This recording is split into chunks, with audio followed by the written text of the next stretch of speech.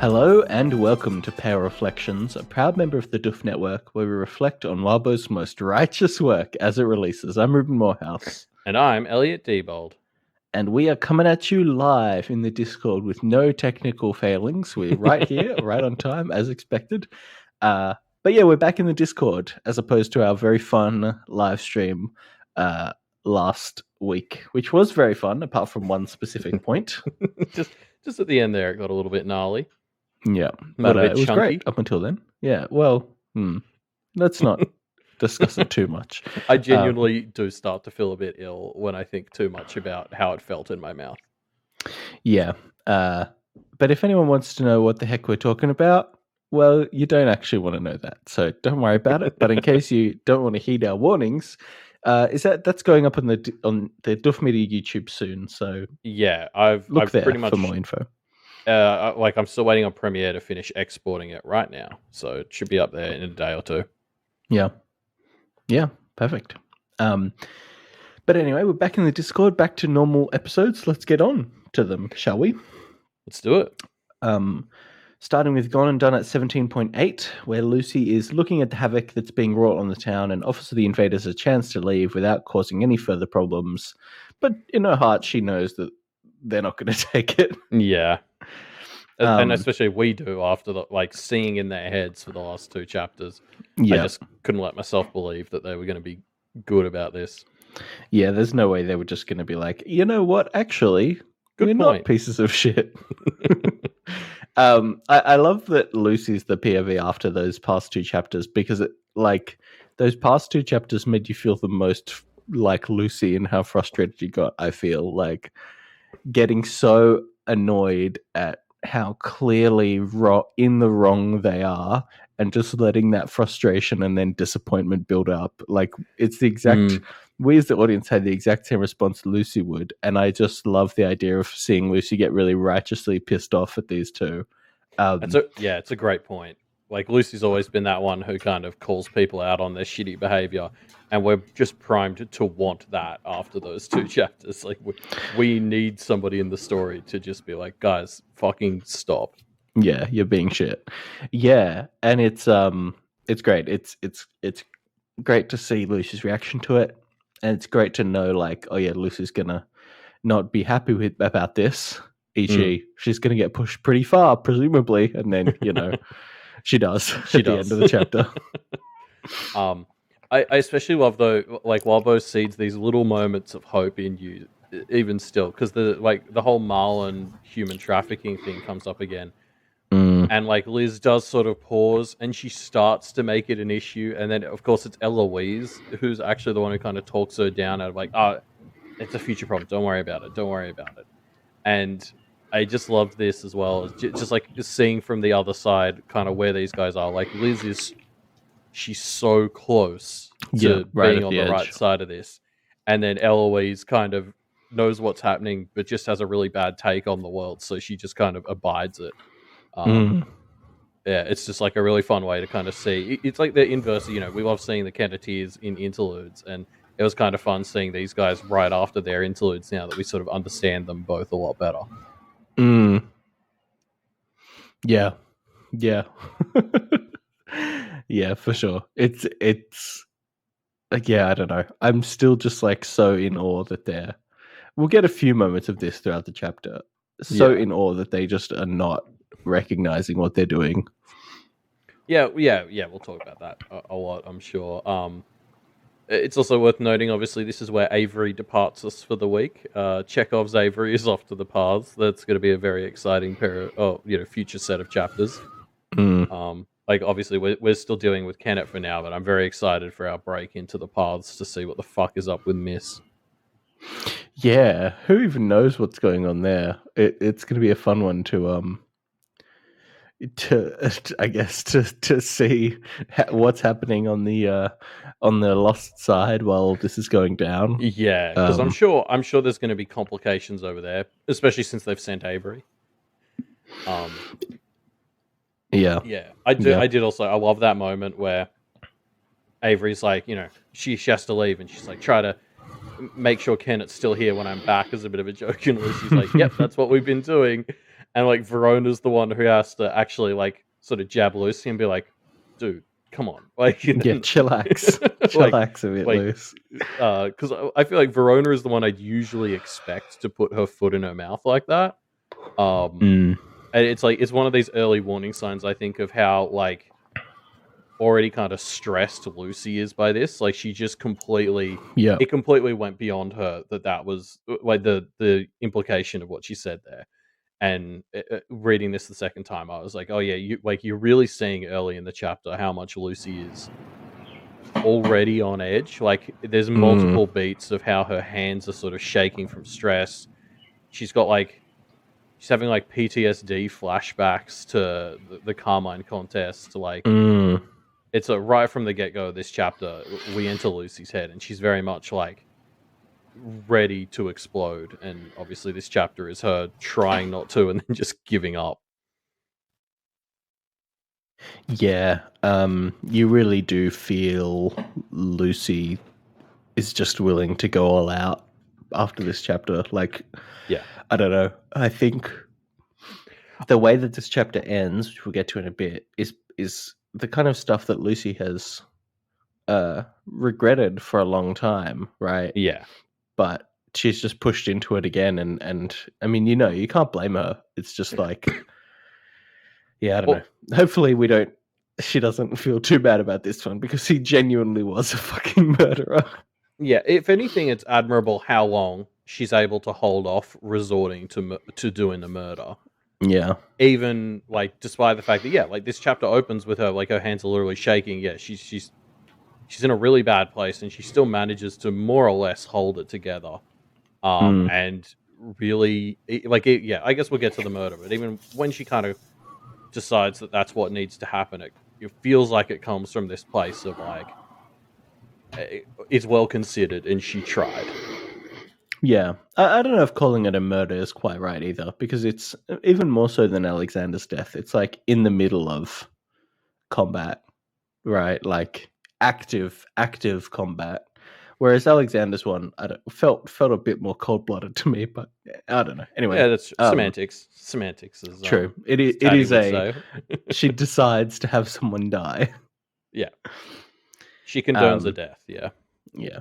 So yeah, Lucy heads inside and kind of tends to the injured, gets some time with the ghouls who are not doing so hot. but the Yeah. goblins are. The goblins are doing great. Yep, I love Ram goblins are Jam doing here. great. Ram Jam has a great time with a nail, which is wonderful. I love like my favorite bit isn't even his like nail, the adventures of the nail shtick. I love this just like unbridled enthusiasm he has for when she nails in the sheet. Like Lucy nails it in, he's like, "That's good, like nice work, hot damn." And Lucy's like, "Mate, I put a nail through a sheet. It's so basic." And he's like, "This is amazing." It's very fun. It's making me second guess my opinion that he wouldn't have been that good at Goblin Sage, because this is fantastic Goblin Sage energy. Yeah, yeah, true. It's very fun. Yeah. It's very interesting to see what the Nibble and Chloe dynamic is like when Nibble is the one who's like losing his humanity, you know? Because it's always been Chloe in that position as long as we've known them, but now Nibble is the one who's like losing the plot, and Chloe is kind of taking care of him, and I don't know, it just really helped to drive home how fucked the situation is that role had been reversed, I suppose. Yeah, well, and it's really nice to see the sort of reciprocal side of their relationship. Like I vaguely remember from when we had that interlude in Chloe's perspective, she was so worried about like being the one who always was getting taken care of and stuff. And so it seems like good just for both of them that, you know, it does go the other way. Obviously, in an ideal world, neither of them would need to do this to the other one at all. But it's kind of kind of really reassuring to see that it goes both ways. Yeah. I really like what Lapsed Classist has said in chat as well, which is like the great thing about this scene as well is it's showing off Lucy's empathy, yes, but also showing us like Lucy's desire justice and for like her indignation and her fuel for her crusade against injustice and eventually the murder of Milo isn't. It's coming from empathy. It's coming from a place of empathy and genuine desire to improve the lives of the people around her. And I think that's just, it's great. It's great to have this little scene just to reassert, like, hey, no, the Kenneteers are definitely on the right side in this. Yeah, I like, love. no question. Lucy has this line: "What are we saving if not the chance to back each other up like this?" I'm like, fuck, that could just be like the tagline for this story almost. Like, it's such a perfect encapsulation of what Kenneth is fighting for and why moments like this matter. I love this moment as a kind of, she has the standoff, goes and does this, and then sort of comes back for the rest of the standoffs, but it's so important that she took the time to do stuff like this. Yeah. Lucy heads back outside and gives the invaders another chance to leave, but instead they decide to stick around. Lucy's words have fallen on frustratingly deaf ears. The bit where Angie threw the trash out of the car genuinely made my blood boil. I was like, the fucking disrespect. It was so... I don't know why that crossed a line for me, but it was just like, with all the stuff going on with them, you have Liz actually kind of a little bit on Lucy's side, and you just sort of have this hope, and then Angie just threw all the trash out of the window and they turned into town. I was like, fuck these guys. Yeah, littering on top of it. Unforgivable.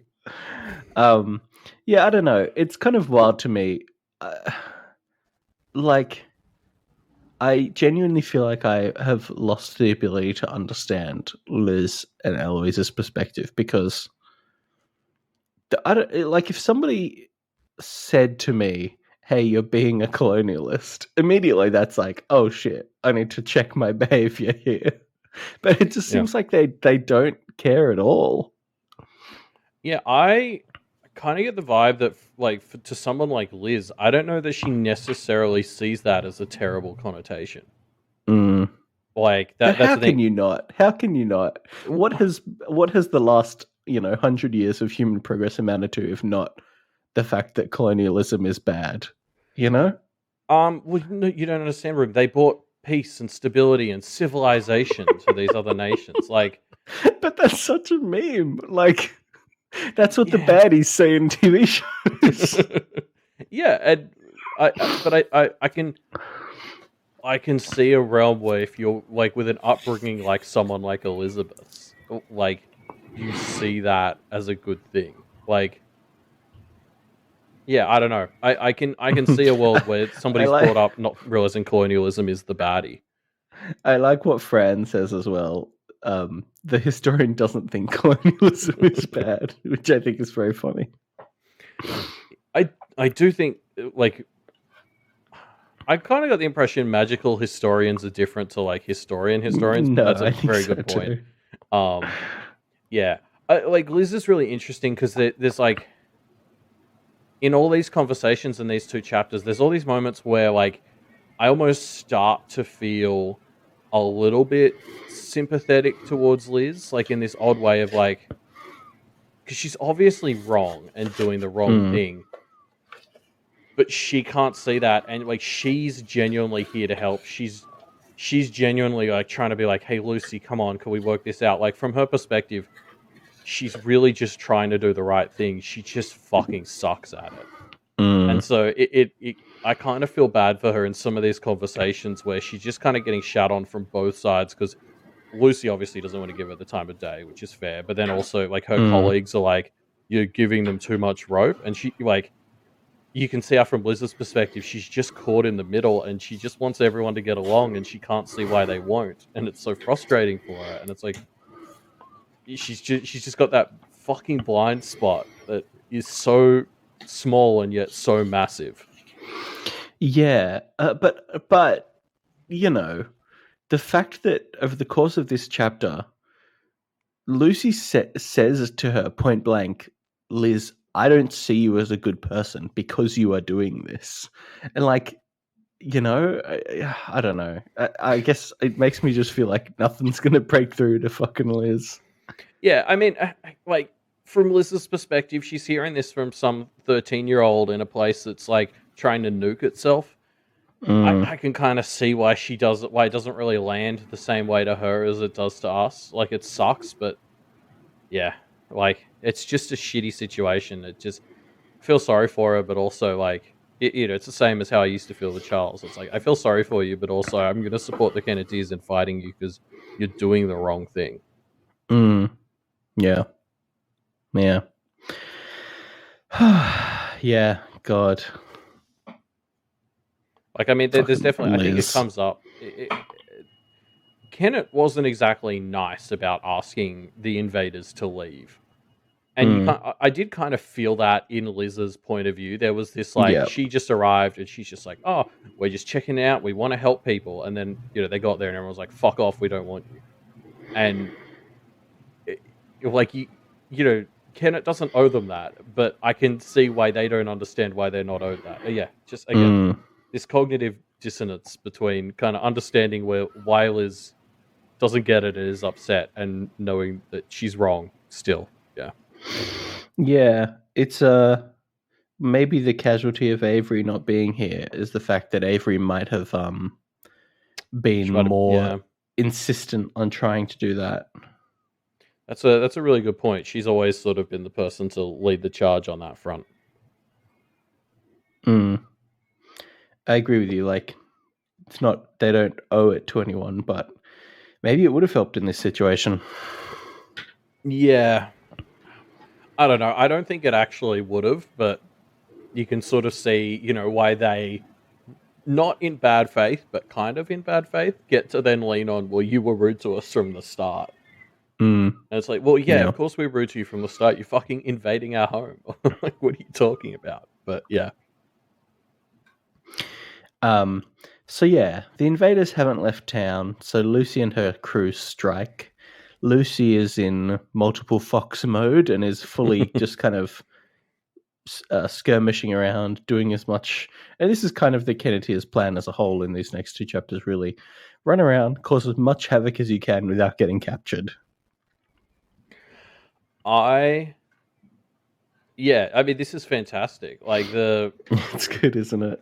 It not just what you're talking about, the whole like I love this whole vibe of like just trying to make them uncomfortable and miserable, but just seeing Lucy really extend her ability to be multiple foxes to just kind of simultaneously dealing with like 2.5 groups of practitioners is like insane. Yeah, they're very good, aren't they? They do some hectic stuff. This is an insane power Lucy's demonstrating here. Well, that's Like, what happens when you've got at one point, two fairy on your team. yeah, well, 1.5. Yeah, let's call it 1.5. Gilmay's the half. Yeah. But I love this, like, Lucy delivers like a confetti bomb paper airplane into their car to fuck them up because it's Turtle Queen confetti, I guess you'd call it. And it's just so like the tricks that they're pulling are really just like harass them kind of stuff. They get into some more serious scrapes, obviously, at the conclusion of these chapters, but I do love that their plan really is just to force these practitioners into making a mistake, force them into like needing to expend more resources on things like going to the bathroom. It's like, yeah, as Laps Classist says, it's full on guerrilla mode, which is very fun to watch. I specifically love the Turtle Queen confetti bomb as like Lucy singles it out as a reprisal for the trash they threw earlier, which is like this is the sort of eye for an eye punishment I can get behind. Like it feels like that very karma cursey way of thinking where Lucy's like, well, they threw trash all over our ground, so I'm going to throw Turtle Queen confetti in their car. And the idea of creating Kennet as a place where these practitioners can't relax, they can't go to the bathroom, they can't sleep, is what we're going to get to next chapter. Like, I love this as a as particularly as like a non-lethal alternative to just make them fucking miserable, make this a place they don't want to be. You know, turn them against Massa by making them really question why he sent them here. Yeah. And I think this would work to defeat the practitioners if they had more time. They just don't have enough time for this to really be the only strategy, right? Well, and they also, I mean, the practitioners are just coming in force. Like every time we get a count on how many practitioners in town, it increases by about 20. Like Yep. I think at the start of this chapter we're talking 15 to 20 practitioners. By the end of like 17.9, we're talking 70, with Massa doing some shit off on the side too. So like everything that they're doing is just kind of getting drowned out by just how much they're getting overwhelmed. Yeah. Yeah. Yeah. It's rough. Yeah, I mean, Kennett's about to lose their number advantage in their own home, which we've heard like was a thing, but like I don't know, it really hits when you're starting to see it in progress. Yeah.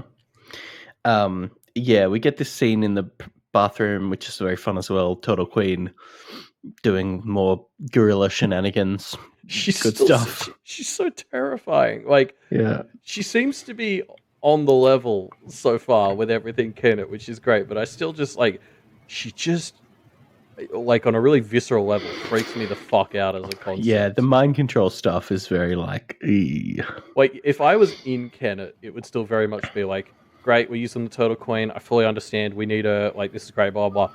I'm gonna go onto the opposite side of town from wherever she's working. Like, yeah. Yeah, she's creepy. So yeah, Lucy and Verona chat for a bit, getting a bit of time to catch up before they launch more attacks on the practitioners, attacking the Hennigers that are coming in from out of town. Yeah, and so we're going to talk about like what we learn here is that there are so many war mages involved in Muster's side. Like obviously we learned about the Sonjates last week. We know plenty about the Hennigers. Yeah. And then Andrea next chapter is going to list like 2 or 3 other war mage families. And then to cap it all off, right at the end there, Muster actually identifies himself as a war mage in his lordship thing. So it's very much just, I mean, that's saying a lot about about his side, that it's fucking top to bottom, just people Packed who do violence, people who want to do war. thing. Yeah, like very, very military, but not in the good way, not in the nice John way. I mean, these are people who choose John's lifestyle that he was trying to run away from.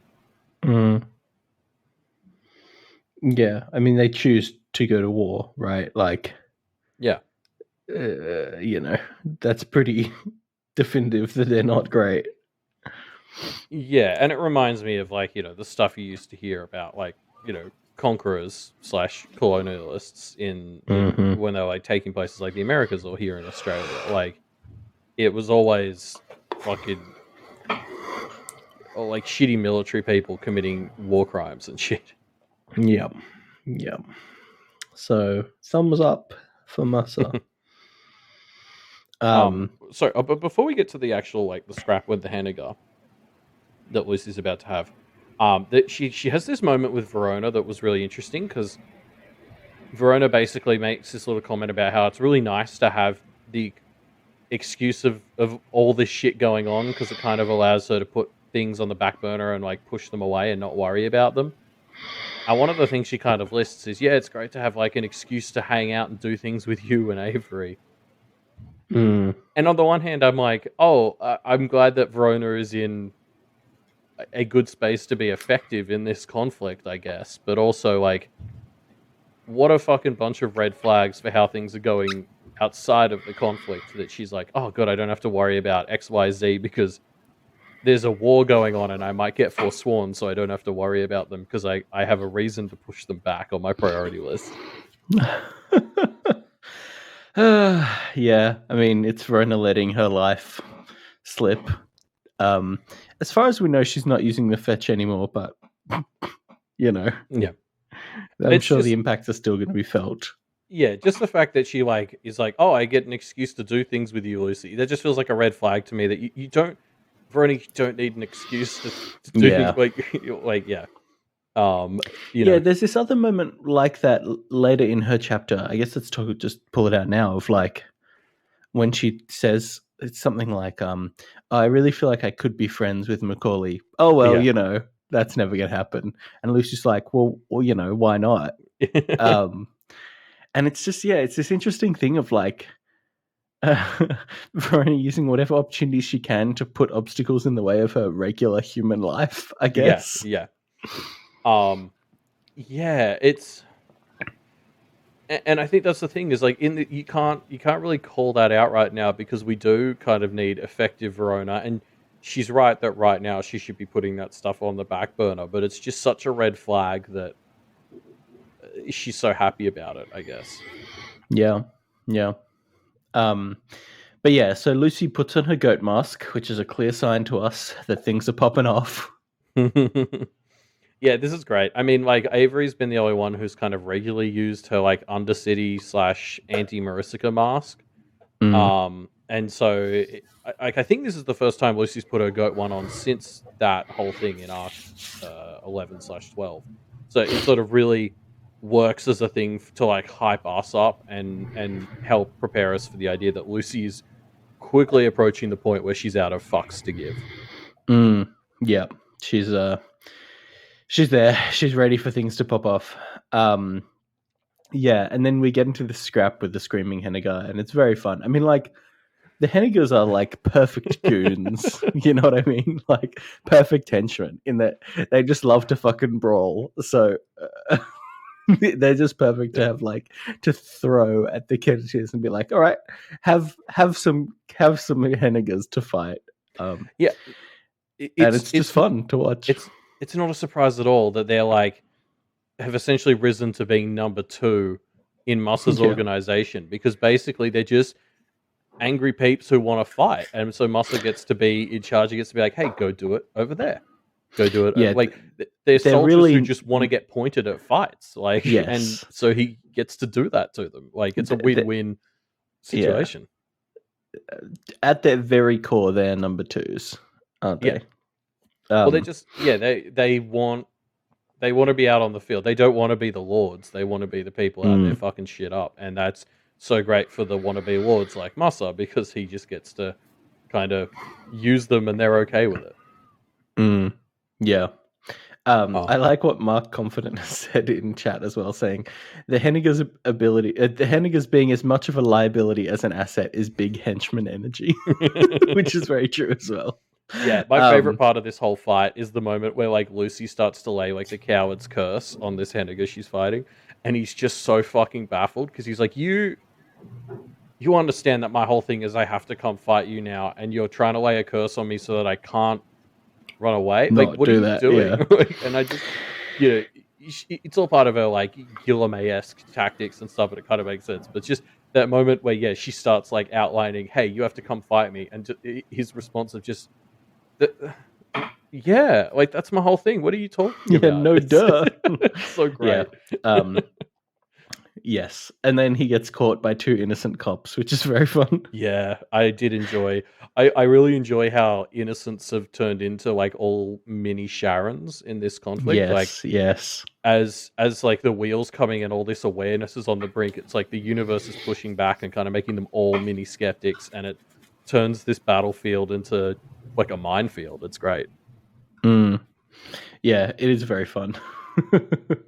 um, so with that, they've captured Lizzie and they take her to be stored in Matthew's cage basement.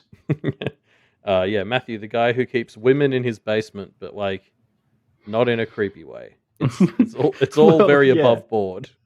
That's the thing, is that I love this idea that Matthew's house is naturally developing like keep prisoners in the basement vibes, which I think is just really fun. And I mean, obviously, it makes me worry that Matthew is going to have Edith have to stay in the basement more. But like, I do like the idea that Matthew's house has just developed kind of a bit of a prison cell, and that's just natural. Yeah, it reminds me of like, do you remember early in the story when we thought Matthew was the one who was like manipulating Edith? Because you just like Mm-hmm. without actually knowing their relationship, you sort of look at it and you're like, oh, that's a bit off that Matthew kind of Mm, made her. Like, mm. it doesn't look good. And like, this feels like it's just going to be a new level of that, where it's like, yeah, that's Matthew. We keep people in his basement. And you're sort of going to look at it and be like, that's not okay. But it's like, no, when you get the full story, like, it's all pretty chill, actually. Well, but that's like the whole thing with the others in Kennet, right? It's like, Yeah. Liz's reaction to every single one of them is, "Oh, it's a ghoul. That's terrible," right? And Liz also has that a bit in this chapter with Matthew, where she's like, "Oh, hearing you talk more about your ex-wife, I'm kind of suspicious." Mm, and Lucy's like, "Fuck off, you don't know the whole story," which is yeah. the like correct, but Yeah. also is not doesn't sound like a very good defense, does it? No. And yeah, but yeah, when the town jail is in Matthew's basement, that's gonna look really bad. But then you get to know him, and it's like, oh, he's actually pretty cool. Yeah, like it all makes sense. It's just that looking at it holistically from the outside, Yeah, yeah, it kind of does red seem flags. fucked up. Yeah. um, Um. it's also worth saying. So Matthew still, his claim is ongoing, despite the fact there's like 40 practitioners in town at this Mm, stage. That's pretty impressive. Like, I mean, we knew that the Doom was a beast, but apparently, like, all those practitioners aren't entirely focused on making him lose his claim, for sure. But the fact that Matthew and his Doom are enough of a pain in the ass that they seemingly haven't bothered interfering with his claim, I'm like, holy shit, that's pretty. Like, he's a bit of a beast. mm. Yeah, yeah. The fact that he hasn't lost it is pretty solid. I wonder if Musa wants him to finish it or not. I don't know if we have confirmation of that, but like, Yeah. I mean, a lot of people are talking about how the claim is how they're getting into town, so they're mm, incentivized to not really challenge it. I would have thought once like 40 or 50 of them were already here, that would have it been. wouldn't matter. Yeah, Yeah. because wasn't one of the whole things that once they were in town, they were able to kind of keep Yeah. adding to their group without too much worry about the 1 day travel rule. I would I have don't know. thought they could find a way. Yeah. Anywho, Um, um, yeah, also, sorry, just talking about the domain claim as well. We get the time update from Lucy here, and it's only half done. Like, mhm, I think, by the end of 17.9, we're reaching the point where I think he still has about one full day. mm, And then we know yeah, that Miss is going to land in Kennet a a little bit bit after after that. that. It's a bit vague how much delayed, but I got the vibes from earlier in this chapter, like a day or so later. I'd Um, say half a day, but yeah, we yeah. don't really know. And then obviously, it spoils to the end of next chapter. Muss has kicked off another 3-day deadline. Um, like, there's so many overlapping giant big rituals with like deadlines coming up over the next 3 days. It's like summer break all over again, except this time it's like staggered out over about like 3 different days as opposed to just like Yeah, everything happening at the stroke of midnight. yeah. There's going to be a lot of stuff that happens in between those days. I'm sure. Yeah, because it's like the Oh, domain claim stops, and then you've got a little bit, and then Miss is going to drop, and then in amongst that, we've mm-hmm. got like the deadline for Muss's lordship, which, which presumably Miss actually landing would interfere with that to some extent. Yeah, it makes sense. So, actually, the timeline being 1 day left on Matthew's thing, then 2 days left before Miss lands, and then the third day before Muss's lordship completes. That tracks to me as like a simple way to structure it out. I wonder if Yeah, that's or the case. it might turn into a thing where like the pressure is on Kenneth to make sure Miss lands within time to interfere with his ritual. Yeah, yeah, true.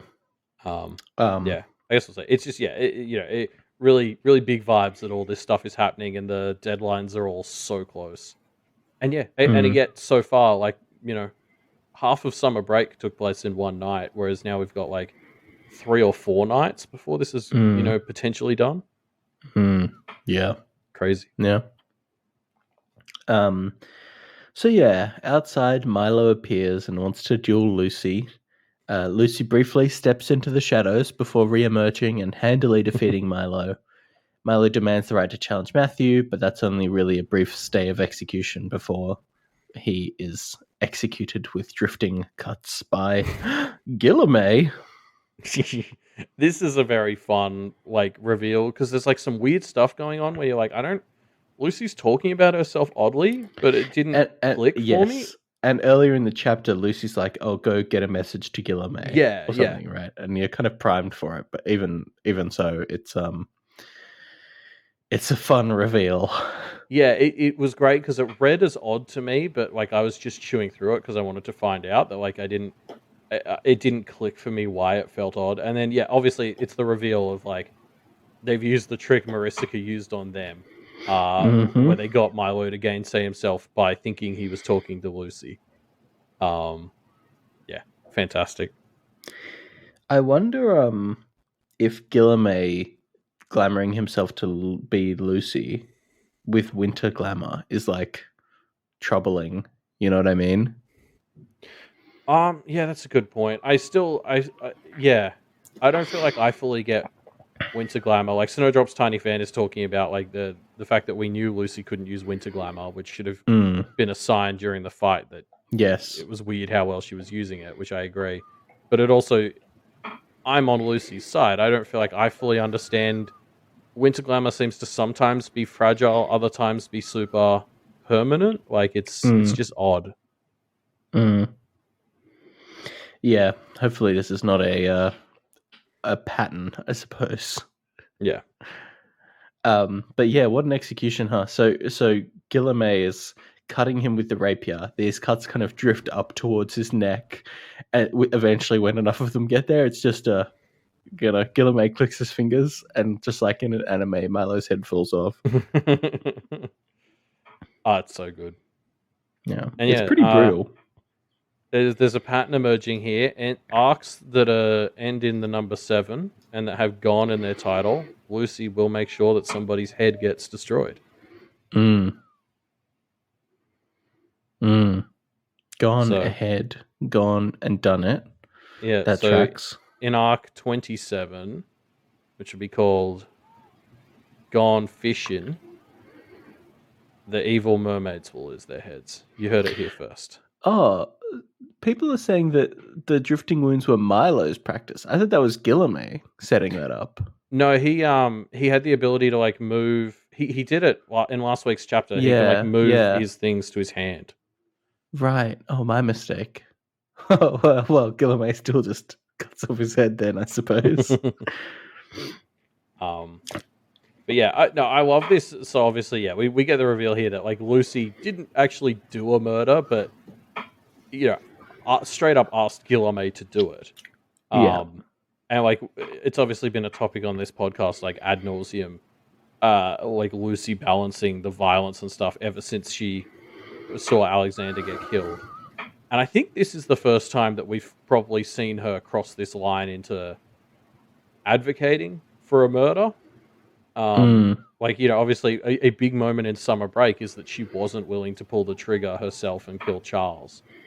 And now she doesn't quite pull the trigger herself, but I feel like in essentially asking Guillermo to kill Milo as her, it's pretty close. Yeah, I mean, it's as close as you can get, right? Yeah, and I don't know that I disagree with her call. Like this comes back to something we talked about earlier in the episode. Like this obviously escalates things, and there's like arguments you can have about like whether this was the tactical choice. But like from the perspective of can Lucy live with this, and like was it the right call? I think she really put thought into like she really tried to hold back. She put thought into it. She made sure he was coming for her. Like I don't know that I really try not to advocate for murder, but I can't really fault the logic on this one. Yeah, no, for sure. It's like he's basically the perfect candidate to approve a murder on, right? Yeah. Like, I Like, mean, it I don't know if sucks, they but spoke to Louise about this, but I think it makes sense. yeah, it sucks, but like Milo really kind of left them with no choice other than to do something like this. Yep. He was begging for it. He was begging to be murdered. I mean, yeah, like kind of, and he was the one who kept saying it was stupid that they weren't doing murders last week. I know. So it was a little bit of like, well, there you go, they're not stupid anymore. Yeah. Guess who gets the last laugh? yeah, just like a great, like, this whole chapter feels like it was leading up to Lucy making this call of, we're going to do a murder and I'm okay with this. And that's just such a huge thing for her journey that, like, this is such a great chapter, seeing her kind of work up to that and get us to the point where even I read it and was like, geez, I think she was right. Yeah. So yeah, it's a tense finale, isn't it, for the chapter, and a real marker of, yep, things are pretty serious at the moment. Mm-hmm. So yeah, we get into 17.9, where Cat, Verona, and some goblins are observing a practitioner hideout, preparing to raid them. Yeah, it's a Gobshin's 11, right? Yeah, right? that works. I spent That so really long trying to come worked. up with something better, and I got nothing. But it's very fun, like Mission Impossible, Ocean's 11, like break-in You could vibes. call it like Toadshins 11. Does that work better? I mean, he's not really a part of it, though. No, but they're kind of all his crew. I mean, yeah, that's true. I don't know. Anyway, I do love these like vibes though of like the sort of break in. They're climbing through the rafters. They're going through the what vents. about Verosians 11? How about that? That's pretty good. That's pretty good. Anywho, yeah, it's fun. It's very fun. It's a very fun chapter. I really love how, like, the more we see smart goblins like D, like Toady, like Bubble, they're basically just like mini practitioners, right? Like, they've got so many like magical tricks. They're effectively just gross dabblers, and it's really fun. Like, I really love their vibe. It's really awesome. Yeah, that's a great call out, because you're right. They're just like, and they all kind of have their own tricks too. I get this vibe that with the goblin stuff, there's less of a like, this is the way that goblin magic works, and it's more like, this goblin does healing magic by sticking nails in you. This goblin does healing magic by burning the shit out of you. Like, it's very much catered to them in this really fun individual way. Like, I wonder how much sticky taping hair to people would work for other goblins, or how much of this is just a DD thing. Yeah, it's probably been reinforced by their just the way they behave over time, of course. Yeah. But it's yeah, just like it's such a fun inversion of like the senses Verona gets from being a cat, or like when they borrow snowdrop senses. Yeah, exactly. And this is D's version of that, and it's like clearly very goblin-y. Powerful. Yeah, like it lets Verona. It lets Verona smell like surveillance or like, and it's very weird, but it's very goblin-y and fun. I really like the emphasis on like listening for the silence. Like, I thought that was just a really cool idea. Almost like, I hope that it comes back, just because it's such a fun way to approach like a stealth situation. Yeah, it's good. But and we should talk goblins would know about it. Yeah, true. We should talk about how, so like Verona and DD really can't get on the same wavelength here. Like, and Verona's very normally able to get along with goblins quite well, so it does stand out.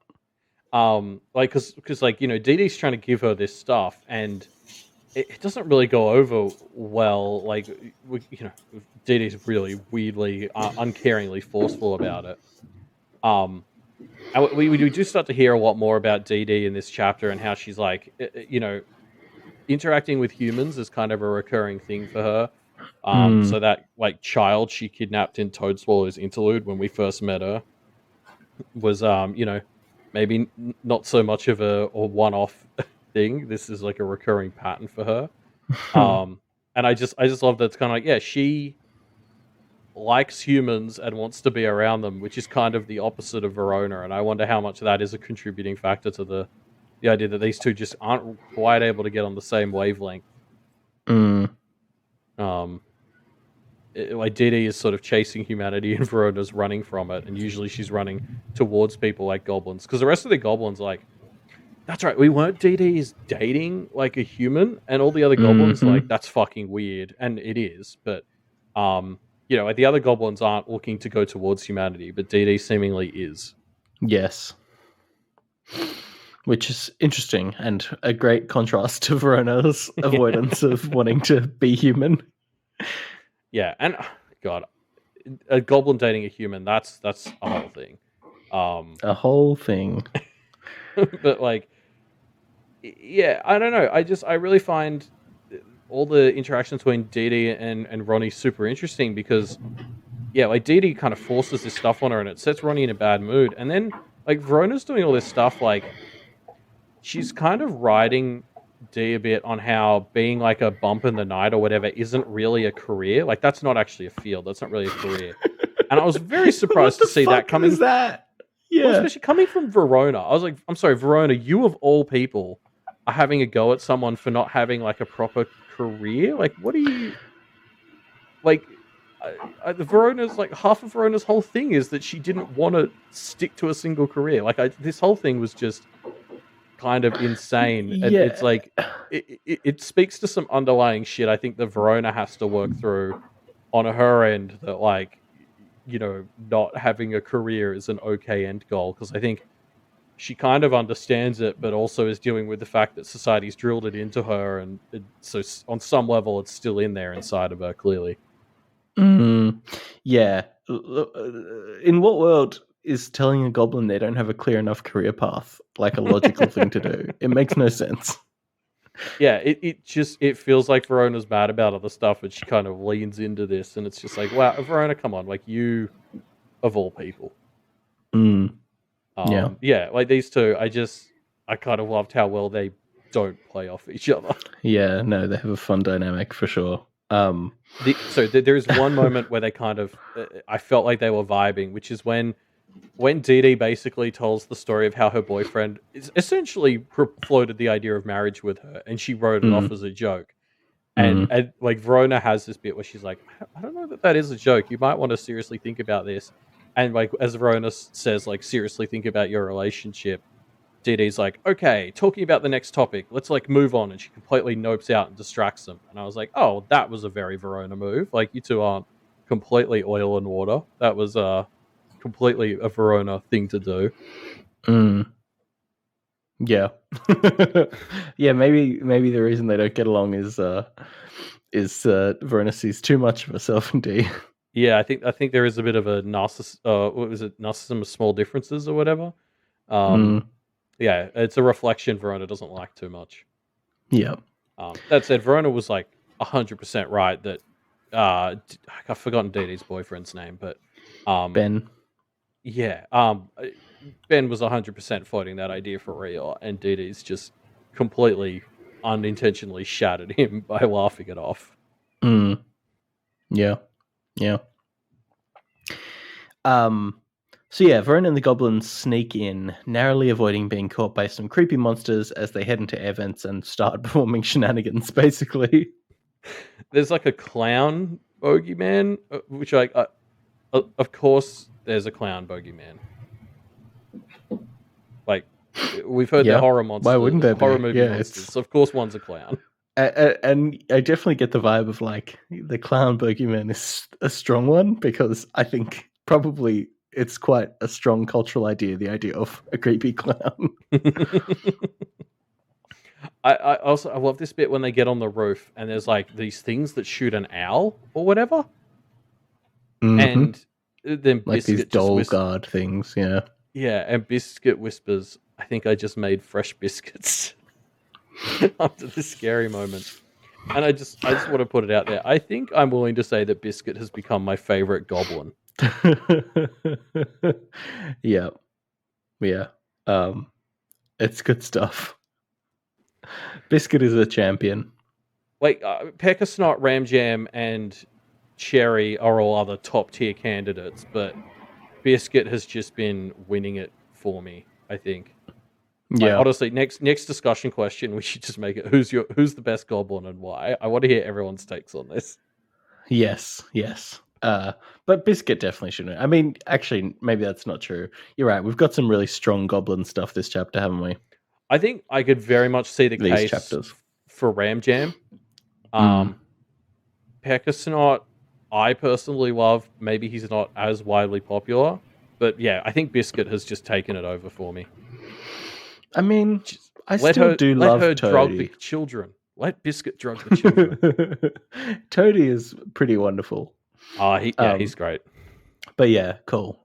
So yeah, like the vibe of the Kenneteers guerrilla stuff here is just very fun. You know, like the plan here is just to get the practitioners kicked out of their hotel, which is such a dick move. I love it. Yeah, it comes back to what we were talking about earlier, like this whole Kennet vibe of just letting them have no rest, making them uncomfortable, like just being shits to them. It's great. Yeah. Yeah. But so then phase 2 of the plan kicks off, which is Verona and the goblins lying in air vents for a long time until people fall asleep, and then Verona and Alpi trying to use nightmares to attempt to convince people to abandon Muss's side. First up, Andrea, whose nightmare is about how her daughter gets basically used and discarded by Mussa. Yeah, or not even directly. I kind of get the vibe from her nightmare that it's just, even in her nightmare, Mussa doesn't do it directly. He's just created a culture where her daughter felt pressured to do something stupid. Yes, very true. Which is just, I mean, fucking spot on. Like, yeah, no, it is. It's an accurate nightmare. Yeah. I was just like, yeah, this tracks. And I mean, we see that with Macaulay's nightmare in a bit too. Like both of these nightmares, the people, once they're confronted with the fact it's a nightmare, both of them are like, I mean, yeah, but you're right though. Like neither of them question the realism of their nightmares. Yeah. And I think we used to talk about Alpi's practice, you know, back before we had people like the Turtle Queen in town and stuff.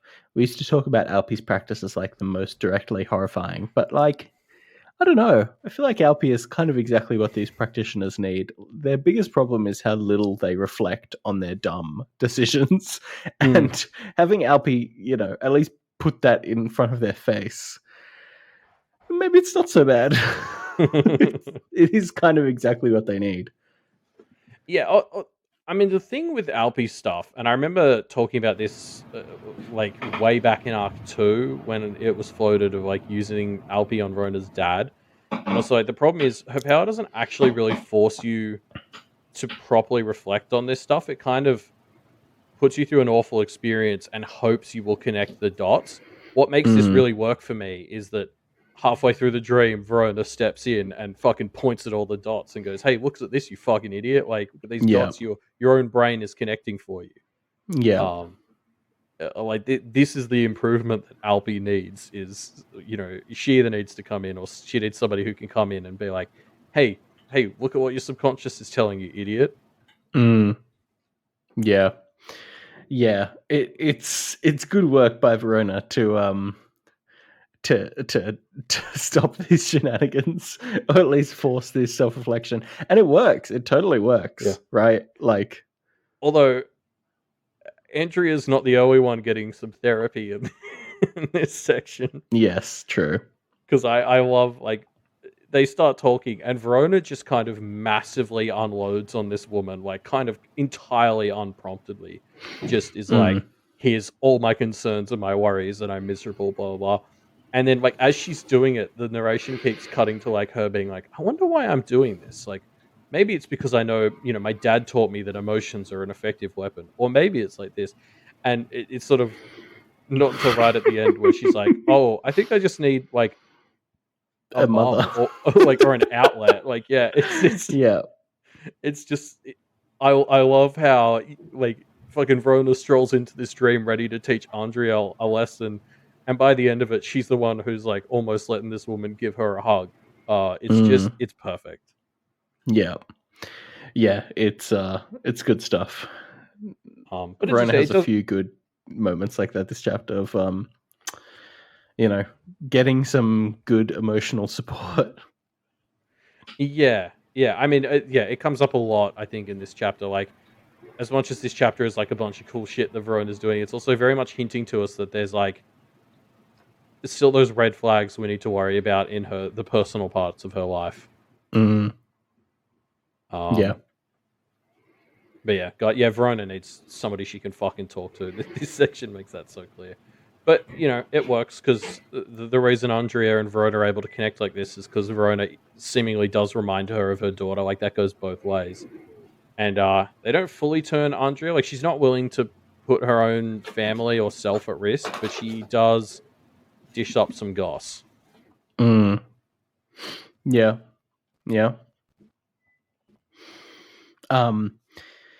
So, with that success under their belt, Verona and Alpi visit Macaulay Henniger, whose nightmare is about her upcoming coming-of-age ritual and the horrors that it will entail. Yeah. And Macaulay's one of these, like, very minor characters that make me glad that, like, us and other people are really following this story so closely, because I don't know that I would have appreciated this moment with Macaulay as well if I hadn't, like, remembered her because we talked about her in the past like this. Maybe I would have, because her name is pretty fucking unforgettable, but like, one of the only times we've seen her was, like, with this Red Door dream, but that was, like, way back in Arc 7, so I feel like if I was going through the story normally, I mightn't have remembered that this was the thing for her. But, like, with that in mind, this is such a great little thread that we sort of finally actually have a conversation with Macaulay a year and a half later after we first read about this, and it lands because we remember these details about her. Yeah. She really is ripe for being wooed over to the Kentir side. It barely takes anything from Verona for her to be like, yep, fuck my family, fuck Massa, fuck practitioners, I'm in. If anything, Verona's kind of trying to talk her down. Like, it quickly 180s where Verona's like, hey, like, you don't need to go that far. Like, like Verona's like, hey, I just want to connect to you as a person. McCoy's like, no, tell me how I can fuck up my family. Yeah, it's great. I mean, like, this dream just was brutal. Like, the way everyone's telling her to do things, and then she's like, I don't know how to do that. I don't have the materials to do that. Everyone's like, just figure it out. And it was like, oh, fuck. Like, it sucked. Like, everyone was telling her what to do, and no one was providing her with any help. And it was suffocating, like Verona said. I mean, yeah, you can, based on this dream, I can see why it didn't take much for her to just want a 180 on her family. Yeah. Yep. Yeah, fuck. Oh, these Hennigers. I'm glad we get to see just how fucked up the Henniger family is. It really makes me feel even less bad that I'm sure we're going to get a bunch of them being killed soon. Yeah. But yeah, so unfortunately, Eloise suspected that Macaulay Henniger's family was so fucked up they might try and recruit her. So her and Schwarzmeagle are lying in wait. Verona and Alpi are almost captured until Macaulay helps to bail them out. Yeah. Oh, so it's worth pointing out, Eloise specifically was watching Macaulay because she remembered that Macaulay was the one they reached out to with Alpi in Arc 7. Yeah. So, yeah, like, again, I love how well Wildbow can see these fucking threads from, I'd call Macaulay like a not even a tertiary character, and yet it just flows so flawlessly. But yeah, fucking Eloise. I mean, I'm shocked at how quickly I've just completely flipped on Eloise. Like, 2 weeks ago, I actually would have probably sung her praises as one of the really cool practitioners. She seemed great. She helped Lucy's mom, but, like, over the past 2 weeks, she's just rapidly started climbing the ladder of, like, least liked characters. Yeah. Yeah. She's yeah, she's really disappointing, isn't she? Like, there was that moment last week in her chapter where Muscle was like, Eloise, you've really impressed me. I think you're great. Like, I want to raise your whole family because of the impression you've made on me. And, like, just the more we're seeing of her since her interlude, the more I'm like, well, fuck, I can see why Massa, fucking laid that indictment on her hand. Like, she's really pissing me off because she knows why what she's doing is wrong. She just doesn't care. Yeah. Yeah, it's rough. The bit where Eloise kind of reveals herself with shards is very terrifying. Like it turns from Macaulay's nightmare to Verona's nightmare pretty quick. Yeah, Eloise and Shards are so ready for them, and it's only because Macaulay is like, fuck this shit, and punches the mirror or whatever it Yeah. is, that they get out. It's really rough. They're not at all ready for it. Yeah, well, I mean, the Alpi dreams have been pretty safe up until now. Like, Raph, I think, was the only other person who posed even a small bit of a threat in any of them. Mm. But Eloise and fucking Shots Moogle is terrifying again, which is this whole, like, I still don't understand Shots Moogle. Like, we kind of get what he is, but I don't understand why that's so terrible that, like, you know, he completely can dismantle Alpi like this. Mm.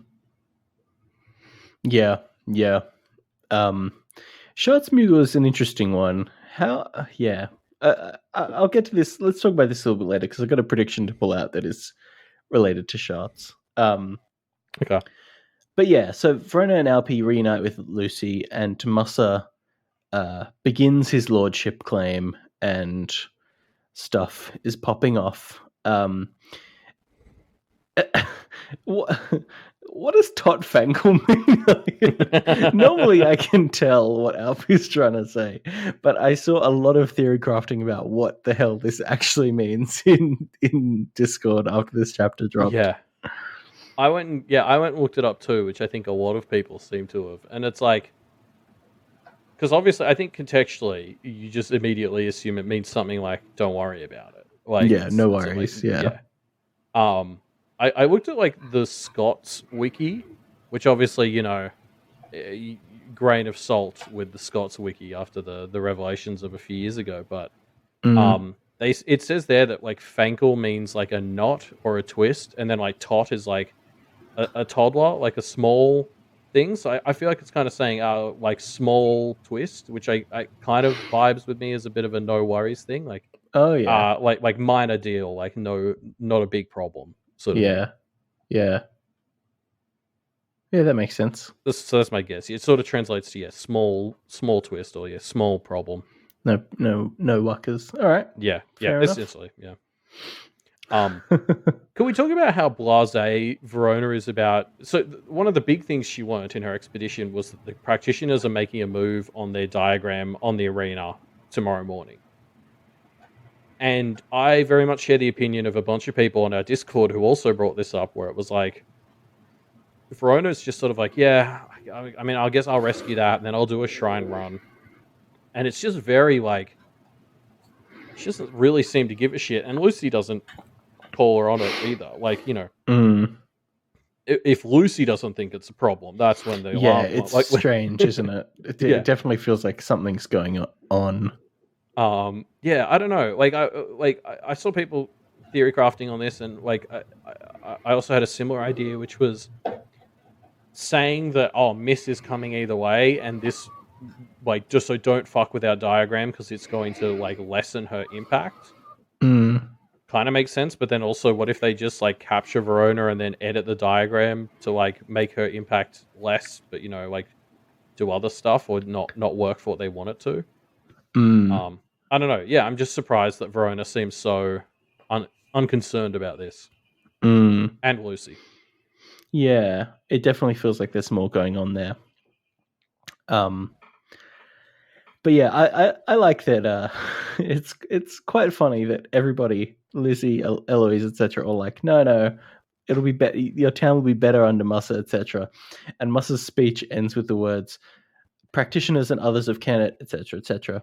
I intend to take all you have," which is real like fuck you language. Like there's no pretense anymore. He's not just here to personally fuck them up. No, Ruben, he wouldn't have had to do this if they didn't force his hand.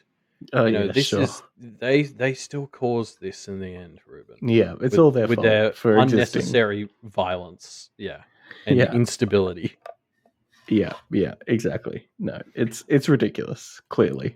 I love here. We learned Buster's middle name is Remington, which I googled it, and like the meaning of the name Remington is settlement.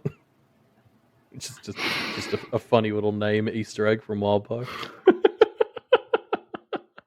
That is fun.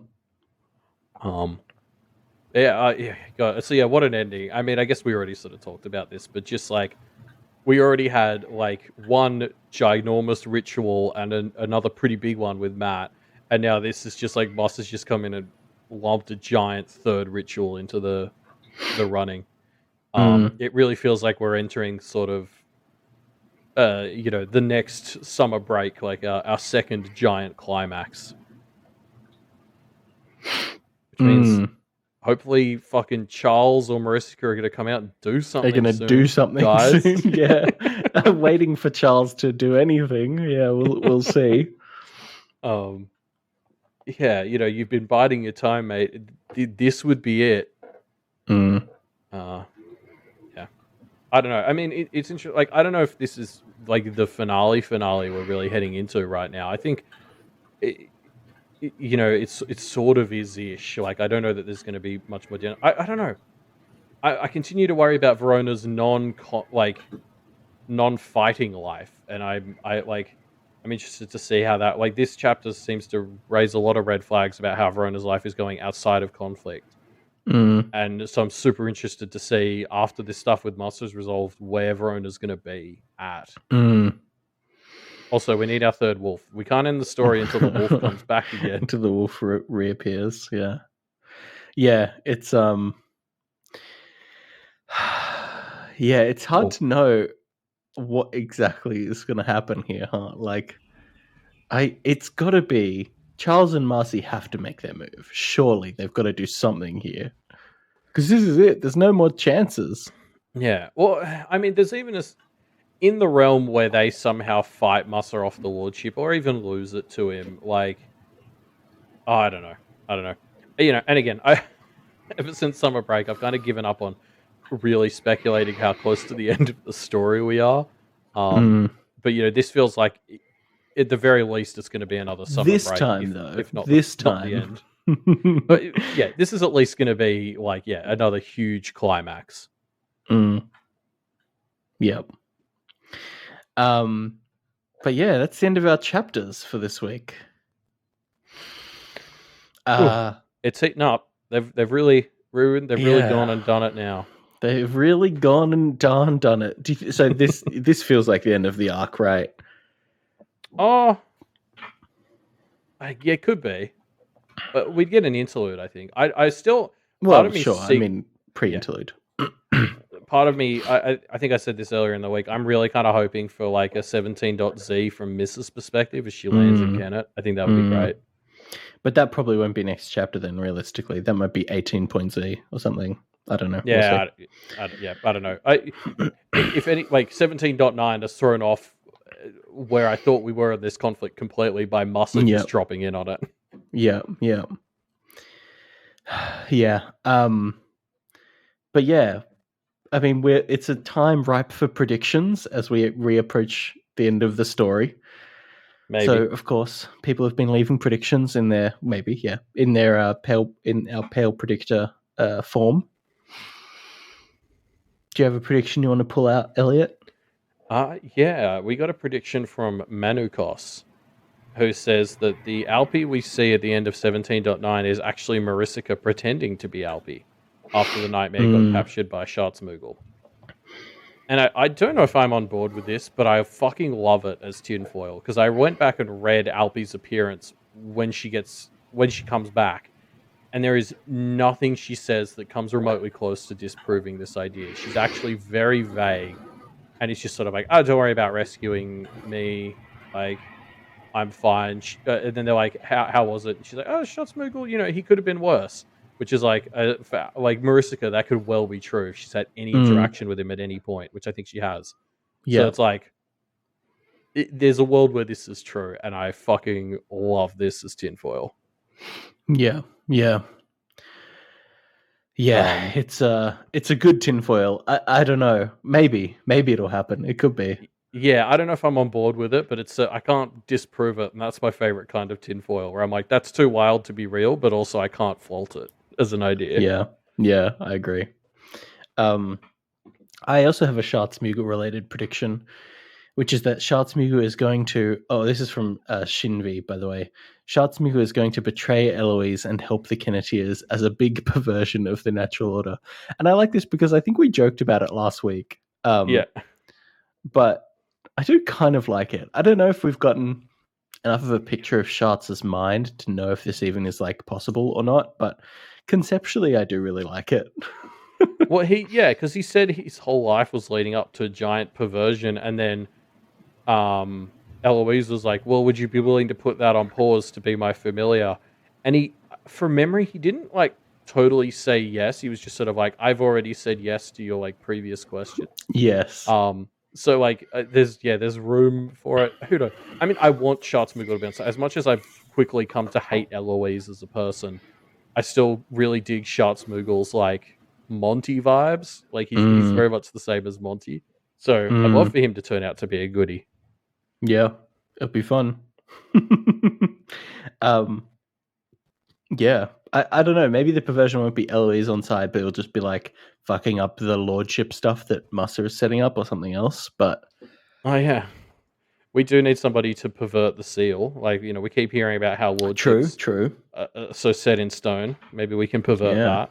Maybe it'll be perverting the seal. I like that as an idea. That could work. But yeah, we'll see, I suppose. Remember, folks, we're running a discussion question currently, so you can leave your answers to that in the discussion thread down below.